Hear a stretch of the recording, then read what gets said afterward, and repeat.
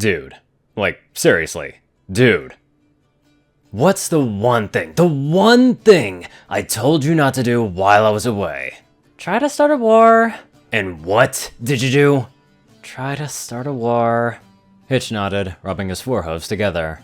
You tried to start a war. Sprout, your mother made her living off of selling pony protection devices. Her selling point was to be scared is to be prepared. And she never demanded we go off and destroy unicorns or pegasi. She just sold protection. Somehow though, you got every pony together to build that thing and convince them marching out was somehow in their best interest. I'm not even sure I can see the chain of logic.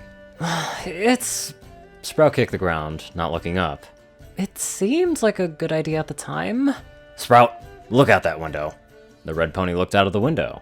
Nice day, isn't it? Yes? Shame about the knocked over trolley, Hitch said flatly. And those scratched up cobblestones, Hitch continued. The ones that your death machine ran over? Sprout's ears flattened. Well, you see... Oh, and what's this? Hitch slammed a paper onto the desk. Why, it's a damage report from Cantor Logic of how utterly out of whack their factory is after they built... What'd you call it? Sorry. Hitch leaned over the desk. I didn't quite hear that. The Sprouticus Maximus... Look, I messed up. I really messed up. I get it. No. I don't think you do. It's the same thing every pony always says. Sprout, you screwed up. Sprout, you're a menace. Sprout, you can't just pay credit off with other credit. Everyone is so quick to point out how many mistakes I make, and nobody ever thinks about all the good I do. Hitch took a deep breath. You want a chance to prove yourself? Yes. A chance to show all of Maritime Bay what you're capable of? Yes. A chance to be the hero of the people, someone every pony likes, a beacon of hope? Yes! Well, you had that chance. Hitch gestured out of the window. And guess what? The only town that suffered any sort of damages was Maritime Bay. Sprout looked out the window. The only town? Yep. Didn't Zephyr Heights throw their queen in jail? Yes, without damaging the town. Hitch watched Sprout pace around the room, trying to come up with something to say. Well, you went off after your filly friend. We're not dating. And you left me, to protect the whole town from rampaging monsters and nefarious thieves and downright terrible litterers. I will grant you that litterers exist. You abandoned your post-Hitch Trailblazer. That's breaking laws, I'm pretty sure. Hitch took a breath, pulling out a book and flipping through it. Oh, seems you're right. Aha!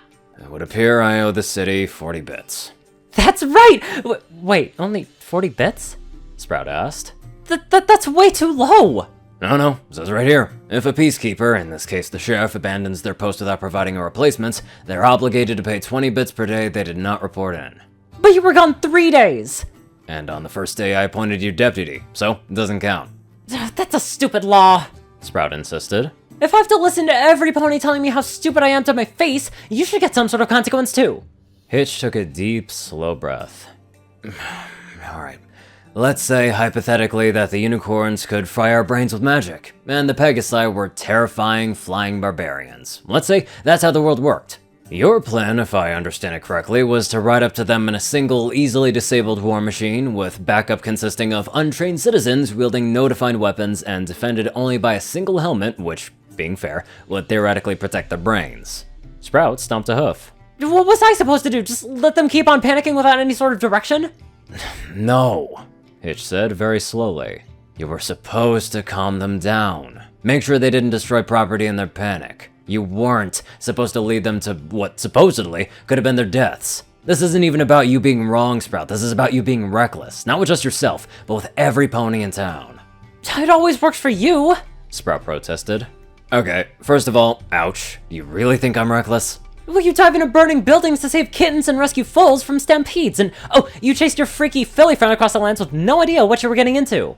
Again, we're not dating, and to be clear, those were all measured, calculated risks to ensure the safety of Maritime Bay. They weren't reckless by any stretch of the word. Oh, sure, the Great Hitch Trailblazer is so perfect and magnificent that even his noble moments are planned weeks in advance. Sprout spouted. Sprout.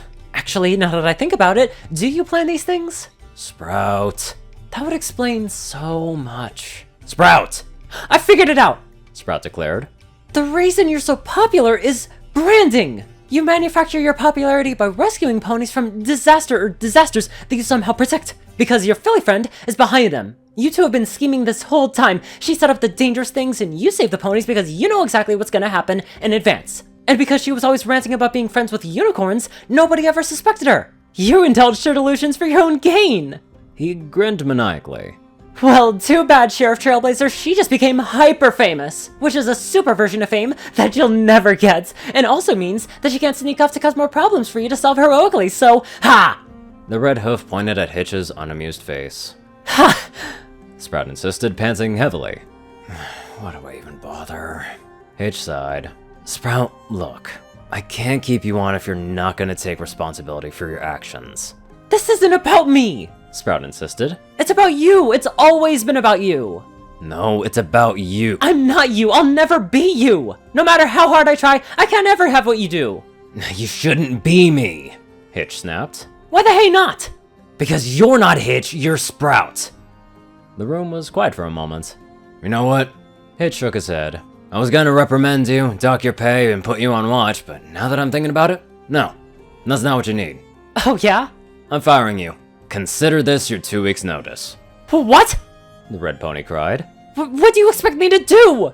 Get a job, Sprout. Away from here, away from me. Find something that you're good at. Stop trying to follow in my hoofsteps and make your own path. Fine. Maybe I will. Sprout yelled, storming out of the office. After that, Hitch put his head in his forehooves. Why am I the sane one? I loved how he kept mentioning that Sunny was Hitch's girlfriend. I mean, they would be a cute couple if they were. Anywho, let's get on to our strategic donators. Top donators: Peter Coulthard, J10 Man, Darkside, Gauntlet, and Only One Thing.